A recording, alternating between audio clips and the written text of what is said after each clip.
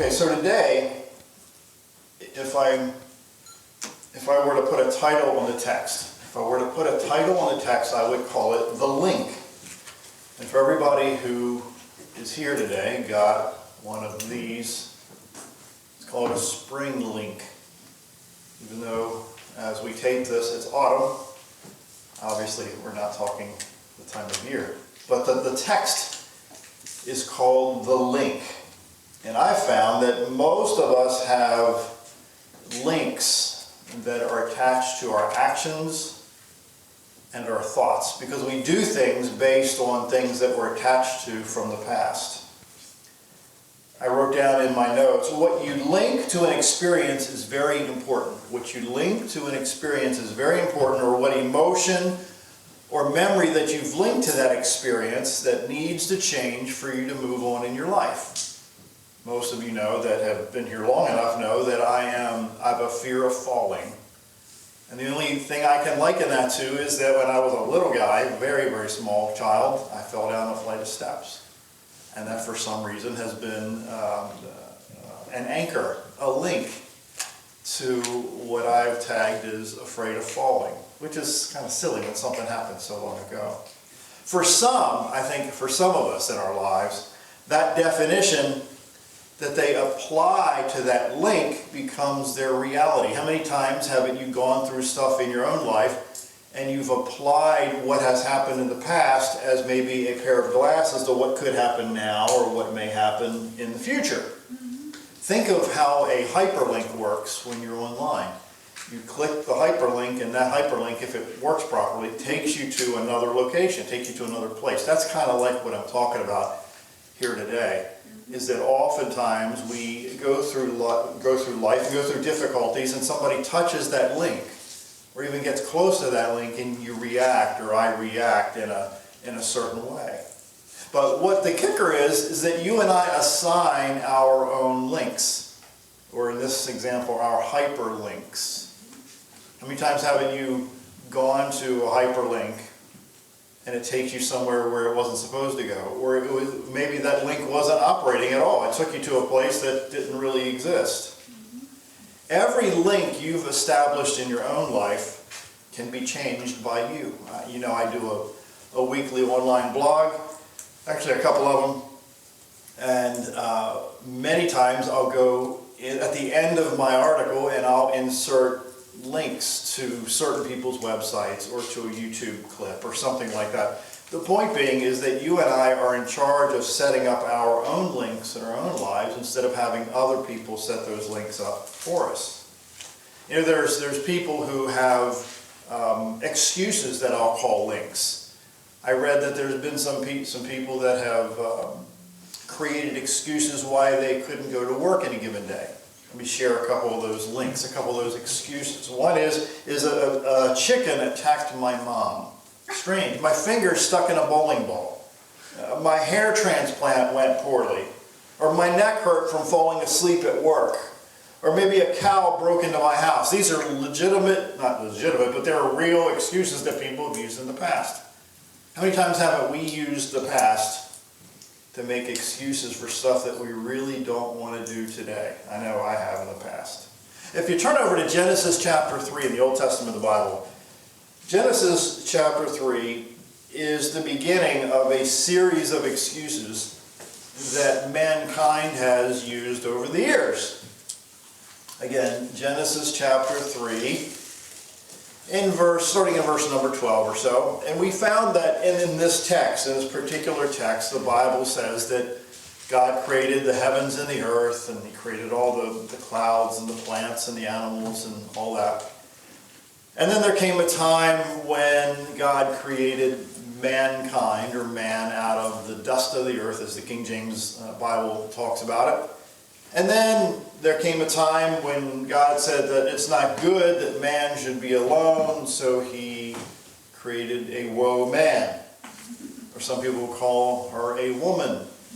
So in verse 12 of chapter 3, there came a situation where the devil, who came down as a serpent, as the story is told, tempted Eve, the wife, the woman, to do something that God said don't do, and that is to eat the fruit of a certain tree in the middle of this of Garden of Eden. So in verse 12 of chapter 3, it says, the man said, the woman you gave to be with me, she gave me from the tree, and I ate. Then the Lord God said to the woman, what is this you have done? And the woman said, the serpent deceived me, and I ate. This is classic passing the buck. This is classic using a link or attaching a link to some things that other people or a being did that gave you an excuse to do stuff that you shouldn't have been doing. Let me share it again. Amen. The woman whom you gave to be with me. So that first link was you gave.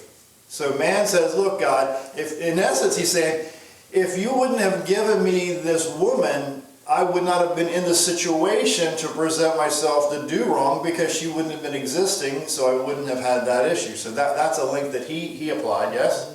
So she gave me from the tree, and I ate. Then God said to the woman, what is this you have done? And the woman said, the serpent deceived me. So again, she's passing the buck. She's linking what she did to something else. The point, I think, in this example is oftentimes we have a tendency to not only pass the buck, but not take responsibility for our own actions. And oftentimes when we choose not to take responsibility for our own actions, then if you read it in hindsight, you see how foolish it really sounds, how foolish it really looks when we then link our behavior to somebody else's actions, which really should have no detriment to our actions whatsoever. Turn over to Exodus chapter 32, another example. Exodus chapter 2. This is a situation where Moses was the leader of the people. Moses went up to the mountain to do business, so to speak. And Aaron was left in charge, and pressure was put on Aaron because the people thought that since Moses was away for so long, again I'm in Exodus chapter 32, that maybe they should recreate the hierarchy of what was going on in their culture. And I'm being polite in those terms. So Exodus chapter 32, starting in verse number 22, says this. Aaron said, do not let the anger of my Lord burn. You know the people yourself, that they are prone to evil. For they said to me, make a god, small g, for us, who will go before us. For this Moses, the man who brought us up out of the land of Egypt, we do not know what has become of him. I said to them, whoever has any gold, let him tear it off. So they gave it to me, and I threw it in the fire, and out came a calf. Now, I do believe in miracles. I've witnessed miracles. I believe in some very extraordinary powers that some people may have. But I do question the ability of a bunch of gold to transform itself into a calf, and not only be transformed into a calf, but it says here in this text that it leaped out of the fire as a calf. I would say that there's some pieces to the story that were left out. I don't know, I wasn't there, but you and I understand, I hope in this example, that oftentimes when we put the pressure, or we take the pressure from other people to, in quotes, force us to do things that maybe we shouldn't do, it doesn't only impact us, but it impacts so many more people. A guy named Brian Tracy says, discipline is what you must have to resist the lure of excuses. Again, discipline is what you must have to resist the lure of excuses. How many times haven't you and I come up with excuses because of the pressure, in quotes, of other people, or the links that maybe you have tied yourself to in the past? I'll repeat this multiple times, but what you link to an experience is very important. What emotion you link to is very important. What memory you link to, L-I-N-K, link to, is very important, because oftentimes those links make you do certain things, or maybe tempt you to, or force you to, or maybe lean in that direction to do certain things. Have you ever cut yourself, or maybe scraped yourself, and you've had a scab on your body, an arm or a leg or wherever, and somebody bumps that scab? What does it do right away? It reminds you of what? Of that injury. It reminds you of what happened. Have you ever broken a bone or something? You want to be very cautious, because every time that bone is hit or bumped or injured or re-injured or touched, it brings all that stuff back. What I'm trying to say here today, in a variety of different ways, is that you and I have the power to redefine what the links are in our lives. Because if we don't redefine what the links are in our lives, then those links from the past will, for the rest of your life, trip you up many, many times. So if you redefine a link from a negative to an opportunity or a positive, it can totally change your outlook on what's going on. In about 15 years ago, Oprah had a show, a guest, Kelly, tell a story about how she had endured abandonment, a plane crash, and leukemia, all before she turned 12 years old. And as a baby, Kelly, the woman's name, was left on the side of the road in Vietnam by her parents. And she had a short stay in an orphanage, and it was then, some years back, what was called Operation Baby Life, a program that evacuated thousands of babies from Vietnam. Kelly was placed on a plane destined for the United States, but the plane crashed, killing 150 people. I really don't know why I was chosen to be one of those survivors at all. I feel incredibly lucky and blessed. They said that I feel like I've got a second chance. Kelly was eventually adopted by some people, but the obstacles didn't stop there, the story says. So at age 11, she was diagnosed again with a horrible illness. And they went on, and then she went on to be a healthy adult. She said, quote, "These obstacles that have happened in my life gave me strength, listen, and fueled my motivation to succeed and to go on." So I don't know about you, but it would be very tempting, very easy for you and I to link what we went through to maybe shade our opinion of what could be or what is down the road. Tyler, a man named Tyler, shares a story of a little boy named James. He had a very big practical idea. He was going to graduate from high school, and before you dismiss what would seem to be a very average story, James lived in war-torn Uganda. So it was a very different way of looking at life compared to what we're used to. So he lived in Uganda, and he lost his entire family to disease. And by the time he was 6, he was raised by a grandma, and she didn't earn enough to pay $130 for 6 months of education. So she didn't earn even that much money. A high school diploma was not in the cards for James, and you could hardly blame him if he saw that his goal was impossible except to go to work in the fields. But it didn't really last that long. He said instead he and his grandmother devised a crazy plan that would secure financing for his education. So his grandmother was to sell him on the idea that, if he could do this, he would be able to buy shoes and a ticket to go to school and do all these things that he really wanted to do in his life. So that's where the plan got really interesting, the story says. To get the money necessary for school, he needed to sneak into the president's office and ask for help.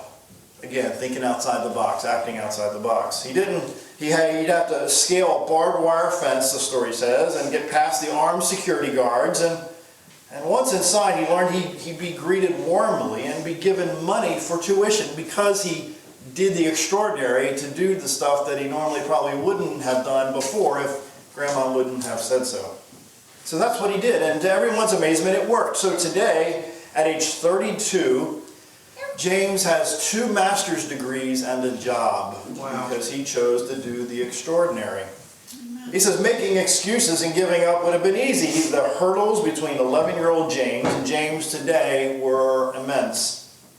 But something deep inside compelled him to take responsibility for his life and do whatever it took to realize his goal. So at age 11, James mastered his psychology and brought his dreams to life. The whole point is that he didn't allow the link, the attachment of the past to keep him in that rut. And it's so easy for you and I to, once we're in the rut, to stay in the rut.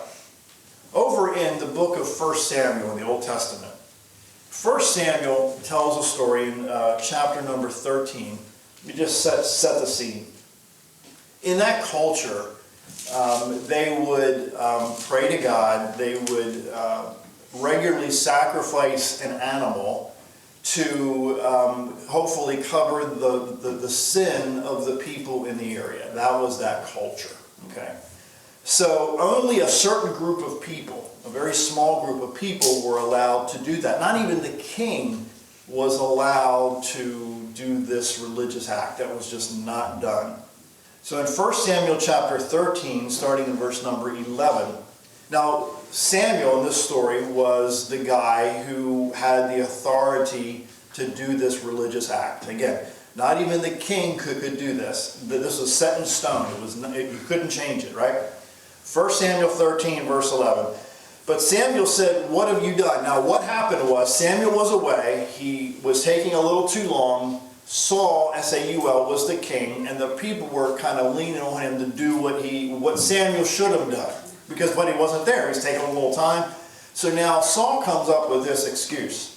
Again, but Samuel said, he showed up, "What have you done?" And Saul said, quote, "Because I saw the people were scattering from me, and that you did not come within the appointed days, and that the enemy, the Philistines, were assembling at this certain place, therefore I said, now the Philistines will come down against me at Gilgal," this town, "and I have not asked the favor of the Lord." So listen, so I forced myself to offer the burnt offering. You and I have the power when people lean on us. Have you ever had people lean on you like big time? I mean, whether you're younger or older, they lean on you to do stuff that you shouldn't be doing in the first place. You know, it's really hard to say no, but I found in my life the longest word, the best word sometimes you can say in the English language is no. And that doesn't sit too well with people. But you and I know that when we are forced or maybe being pushed and leaned on and pressured, I guess is a better way to say it, to do things that we know we shouldn't be doing, we do have that power to say no. Over in the book of Jeremiah in the Old Testament, there's another example of links, L-I-N-K-S.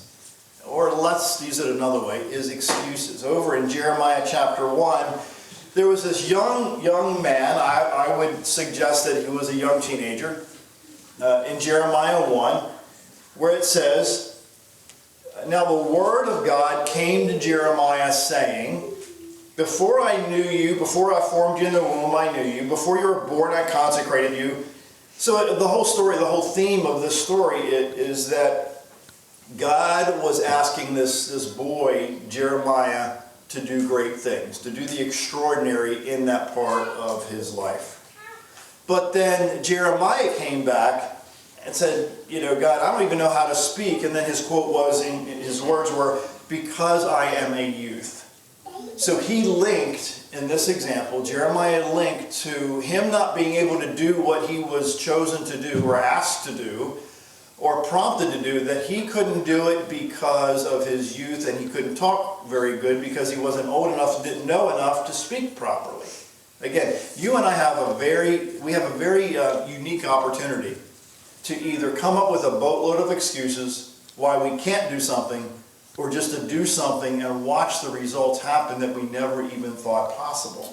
True. So then God says in verse 7 or so, he says, "Don't say I'm a youth, because listen, the story says, everywhere I send you, you shall go.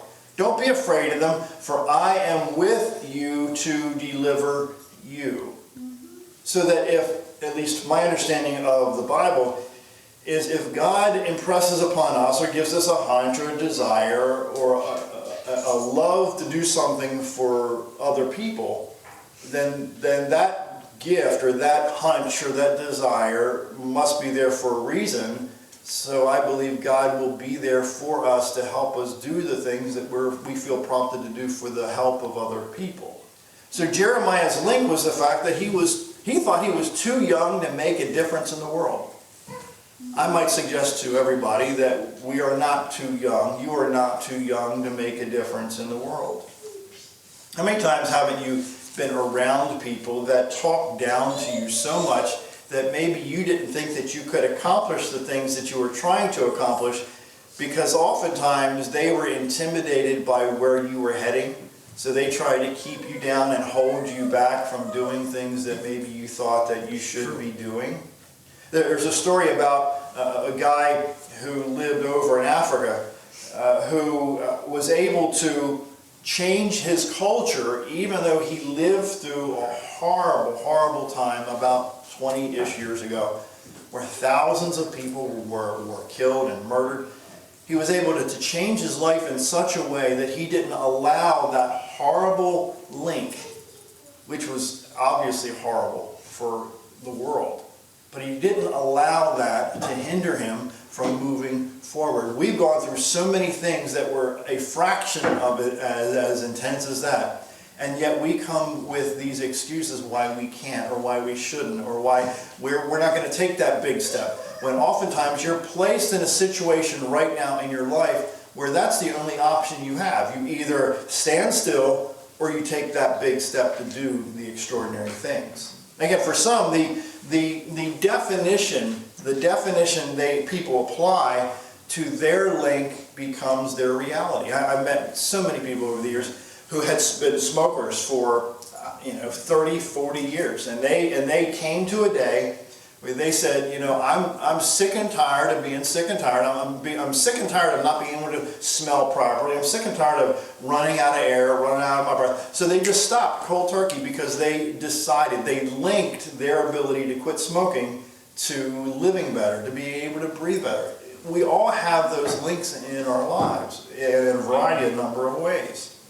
Malcolm Gladwell says, our first impressions are generated by our experiences and our environment. Let me say it again. Our first impressions are generated by our experiences and our environment. Let me give you a silly example. Every time I pull out a jar of jelly or jam, I can remember being a kid, 4, 5, 6 years old, with Mom fixing me jelly sandwiches. I love them. I love jelly sandwiches. I have a memory of working in downtown Baltimore where alongside the store I was at there was a carry-out, and every morning I would go in and have corn muffins with butter and grape jam. It was heaven. So every time I eat corn muffins, which I try to as often as I can, it reminds me what? It links to that experience. We're talking in 1986. It's that long ago. That link is still there. That's a good link. That's not a bad link. How many times haven't you linked to stuff that is a bad link that maybe, let me give you another example for y'all, most of you know that for a long time I didn't think that I could do certain things. But then once I said, you know what, if I don't try to do certain things, then I'm not really going to know if I can do certain things or not because I haven't tried. It doesn't make any sense at all. So again, he goes on to say, which means that we can change our how we think by changing the experiences, by changing the experience that comprise those impressions. Again, if we change the experience that comprises those impressions. So you and I have the ability, I'll say it multiple times here today, you and I have the ability to change the impressions with the links that we have going on in our lives. Stereotyping is another way how links are established. It could be any number of things, whether it's your skin tone, or whether if you wear glasses, or if you're a male or a female, or younger or older. It doesn't really matter. Everybody stereotypes at some point. Maybe not all day, every day, but we all stereotype. Mm-hmm. Over in 1 Samuel chapter 1, if you want to turn there, there's a classic example of linking via stereotyping. Okay, the story is this woman named Hannah tried to have children for a long time, could not have a child, so she prayed earnestly, she prayed intensely that, if she was able to have a child, this child she would then give to the church or the priest or the religious culture of the time for his entire life. I just want to have that experience, she prayed, right? So there came to a point where Hannah was praying intensely. So let's pick it up here in chapter 1 of 1 Samuel. So Eli was the priest of this church, this religious organization. So Hannah was just praying, so Eli says, the husband says, why aren't you eating? Why are you making such a fuss over no kids? Isn't having me better than having 10 sons? I mean, that's one thing that, you don't want to let your husband know that you're not happy with your husband. So she was greatly distressed. And if you've never walked in those shoes, I'm not going to go how that feels, but it's not pleasant. So that evening after they ate, they went out and they went over to the tabernacle where Eli was sitting in his place. And verse 10 says, and she was in deep anguish. She was in deep anguish and was crying bitterly, listen, as she prayed to the Lord. So the next verse, and she made this vow, O Lord God of heaven, if you'll look down upon my sorrow and answer my prayer and give me a sign, then I'll give him back to you and he'll be yours for his entire life. And his hair shall never be cut, which in that culture was a religious sign that you were set aside for God's use. Okay? So the next verse is where I want to talk about. Verse 12. So it says, Eli noticed her mouth moving as she was praying silently, and hearing no sound, thought she had been drinking. I would call that a stereotype, wouldn't it? I mean, he linked her up there, Madeline, thinking that she was talking to herself, she was on smoking something, or in this case, drinking something. I mean, he just assumed. And many times that your assumptions and my assumptions are not always totally accurate. Verse 14 says, must you come here drunk? He demanded. Throw away your bottle, this paraphrase says. Oh no, sir, she replied. I'm not drunk, but I'm very sad and I was pouring out my heart to the Lord. Please don't think that I'm just a drunken bum, the paraphrase says. In that case, Eli said, cheer up. May the Lord of Israel grant your petition, whatever it is.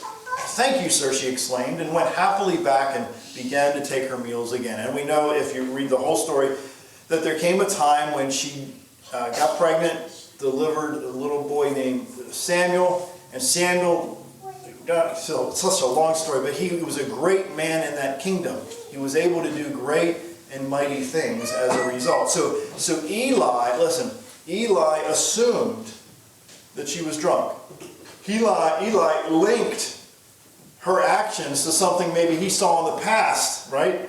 Of people, their lips are moving, but they were a little tipsy and they thought that they were just out there. So sometimes you and I have a tendency to link what we've seen in the past and what we've experienced in the past with what's going on right now, which may not be fair, which may not be totally the whole picture of the person that you're dealing with in that given day. A guy named Henry Ward Beecher said, about 100 years ago, he said, hold yourself responsible to a higher standard than anyone expects of you. Again, hold yourself accountable to a higher standard than anyone expects of you. Never excuse yourself. Never pity yourself. Be a hard master to yourself and be lenient to everyone else. You and I could come up with so many excuses. I've come up with excuses after excuses why I don't want to do certain things. In essence, that's what I'm saying. I'm going to come up with like Adam and Eve did in the beginning of the text here today. I didn't do it because of this person or that being or that situation, when that's really just an excuse wrapped in something that really you didn't want to do anyway. How many times haven't you come up with links or excuses why that you choose not to do certain things because you didn't want to do them in the first place? Over in Matthew chapter 7, this is a very, very interesting link that those people who attend church need to be very, very careful of. Over in Matthew 7, a paraphrase of it says this, starting in about verse number 13. It says this, don't look for shortcuts for God. The market is flooded with surefire, easygoing formulas for a successful life that can be practiced in your spare time, the paraphrase says. Don't fall for that stuff. Even though crowds of people do, the way of life to God is vigorous and requires total attention. It goes on. Be wary of false preachers who smile a lot, dripping with practiced sincerity. I love this paraphrase. chances are they're out to rip you off in one way or another. Don't be impressed with charisma. Look for character. Who preachers are is the main thing, not what they say. Who they are, not what they say they are. A genuine person will never exploit your emotions or your pocketbook. This diseased trees with their bad apples are going to be chopped down and burned. We understand that paraphrase is from King James. He says this, knowing the correct password, saying master, master, for instance, isn't going to get you anywhere with me, or with God. What is required is serious obedience, doing what the Father wills. I can see it now. At the final judgment, thousands of people strutting up to me, to God, saying, Master, we preached the message. We bashed out demons. Our God sponsors projects, had everybody talking. And do you know what I'm going to say? God's going to say, you missed the boat. All you did was, listen, all you did was use me to make yourselves important. You don't impress me one bit, you're out of here. Very interesting paraphrase, I think. The other piece of that, or the other translation that we're accustomed to says, not everyone who says to me, Lord, Lord, will enter the kingdom of God, but he who does the will of the Father who is in heaven will enter. So the point is that you can talk all day long. You can talk the talk. You know, I can tell everybody all day I'm a great chef. But when it gets really right down to it in the kitchen where the cooking is done, you're going to find out real quick I ain't squat when it comes to creating stuff. You know, I could say that I'm a great mechanic. I could say all day I'm a great accountant. I could say all day long that I'm great at this or I'm great at that. But you know, the old saying is the proof is in the pudding. You know, when you really get down to it, show me, don't tell me. Oftentimes we have to really understand that our lives are more and should be more about showing versus telling. People buy more into showing than telling. There's a story in 1972, a 2-year-old Chinese boy fell from a table and went into a coma. When he woke up 6 days later, he was not able to talk or move. But like any parent, his mother was terribly distressed. Yet her distress was multiplied by the fact that she couldn't afford to really get him the care that he really needed. So instead, she cared for this little boy herself. And her care was shown by this unbelievable depth of mother love. You see, when he is unable to move, he's liable to get there in bed sores. So for the past, 30 years, his mother has done the unbelievable. She has carried her son on her back. As of May 2002, Mom was 65 years old and weighed 40 kilograms. Her son, now a grown man, weighs 82 kilograms. On many occasions, Mom has fallen and fractured bones while carrying her son, yet she continues to carry him. When asked how she can do it, her simple reply is, he ain't heavy, he's my son. So you can talk all day, you know, I love people and I want to make a difference in people's lives, or I want to help this relative, or I want to help this person next door or down the street. But talking is really cheap. I mean, it's really, really cheap. When you start doing stuff practically, that's I think what the scripture was talking about earlier. You could say all day long that I love God and I'm doing good stuff, but are you really doing good stuff consistently to make a difference in people's lives? So again, I'll say it again. The reason or the why that you assign to what you need to do is very important. The reason or the why. There's times, I don't mind telling you, and I'm embarrassed to even tell you, but there's times when I just don't want to get out of bed in the morning. So I have to say, because if I said it out loud, my wife would think that I'm, you know, a few nuggets short of a Happy Meal. So inside my own brain, I tell myself, get up. I know it's juvenile, it's silly, and at this age in my life, I shouldn't have to do that to myself. But I don't think I'm alone. That sometimes you have to tell yourself, get up. Get moving, because the temptation for you and I to become stationary, and I'll use this term in quotes, to get bed sores because we've been stationary for so long is oftentimes very, very tempting. And you know it, and I know it, that we know people who've been stationary for so long because they refuse to maybe listen to their own words to get up and get moving to do things that need to be done. You see, links are formed from the past. Many times the reason why I do certain things today and why you do certain things today is because of stuff that's happened yesterday and 20 years ago and 30 years ago, whether it's good or bad. We attach many times our actions. Sometimes our habits are based on stuff that we've done 40, 50 years ago. I've told this church before many times that I have a routine that I do in the morning. I don't brush my teeth before I shave. Why do I do that? I have no idea why. I shave first, then I brush my teeth. Does that make any sense? No. It's a habit. It's a link. It's a routine. Because I found that in my little peanut, little tiny little brain, that if I do it in reverse, I'm going to miss something. I'll leave the house and, oh, I'm going to brush my teeth today. Or, oh my gosh, I didn't shave. Because I have the routine. I link certain things to do certain things. And sometimes that's a good thing. Sometimes that's not a bad thing. Again, links are formed from our past, right?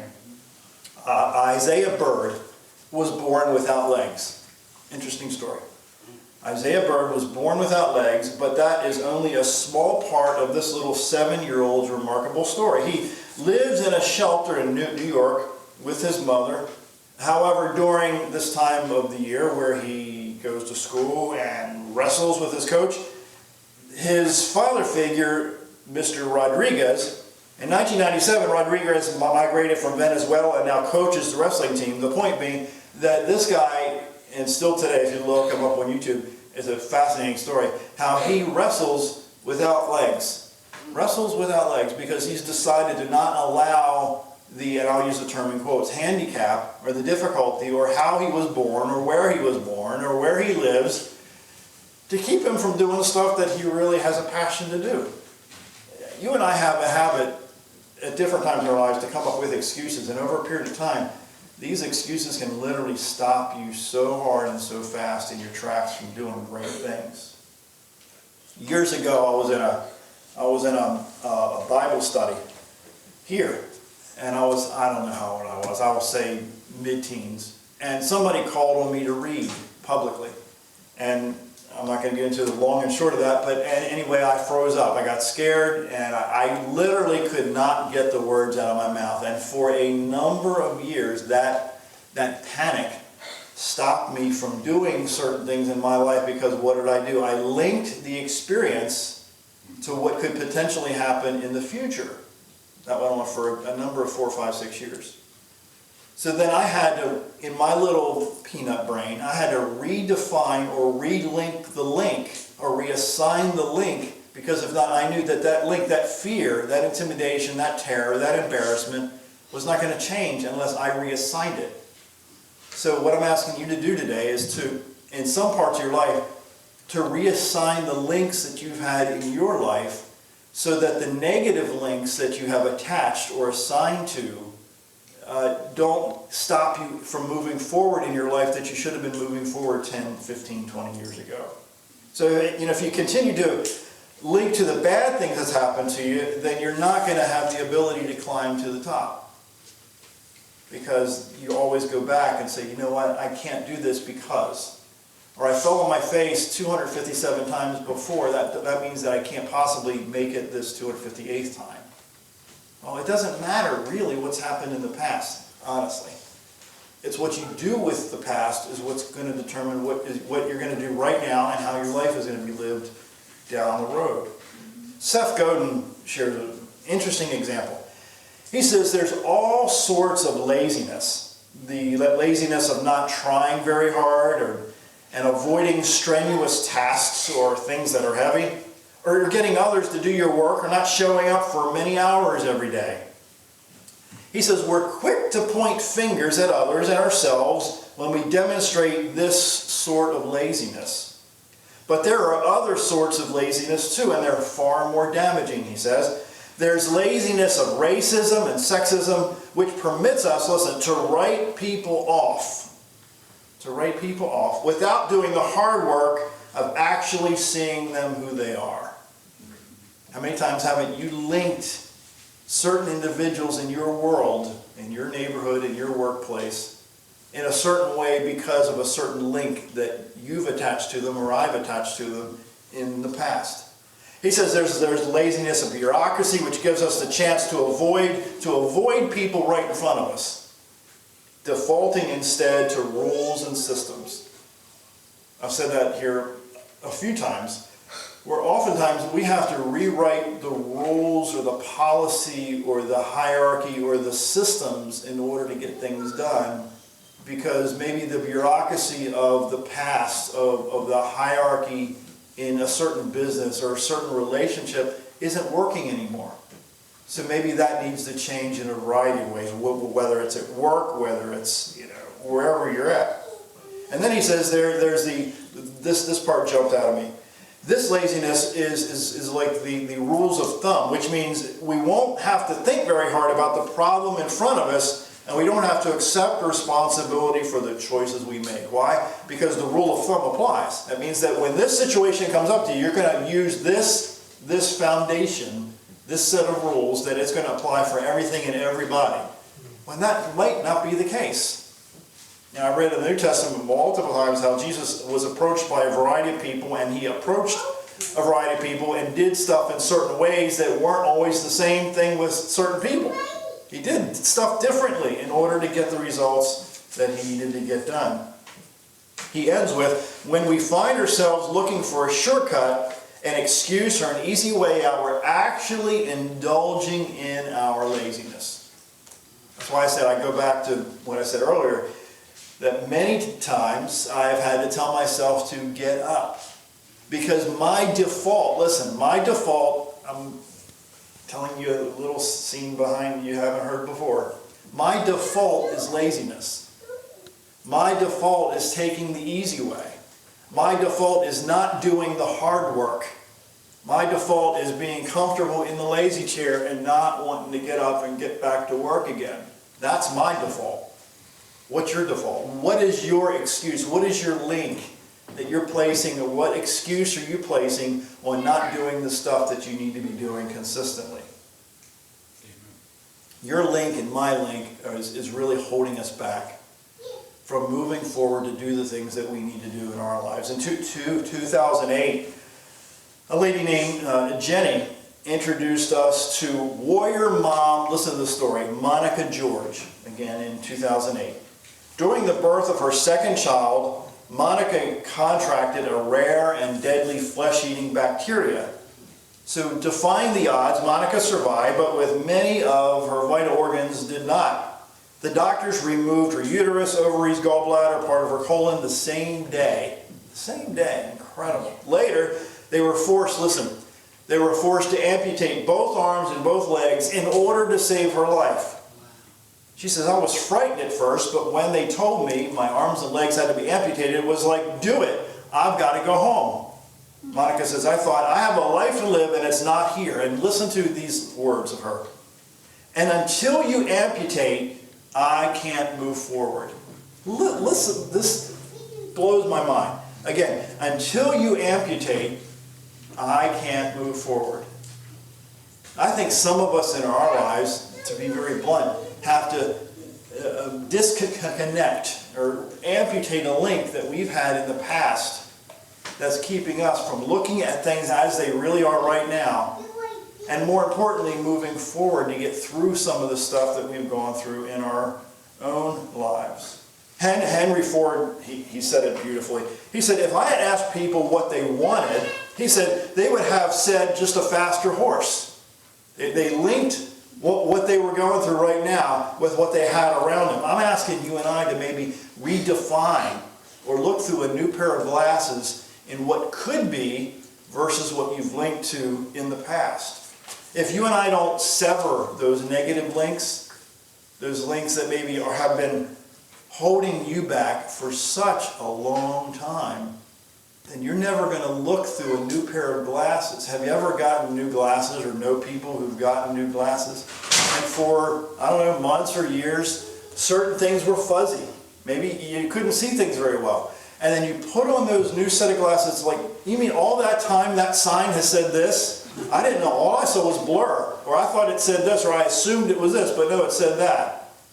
When you wear new glasses, when you change the links, when you change what has happened in the past, redefine it, readjust it, turn it around, relink it, assign a new hyperlink to it, it's going to take you to a different place that you never even thought was possible. Amen. Johnny Cash said, you build on failure.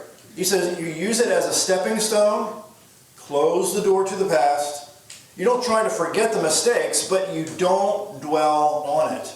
You don't let it have any of your energy or any of your time or any of your space. I have a habit of learning from people who've been there and done that.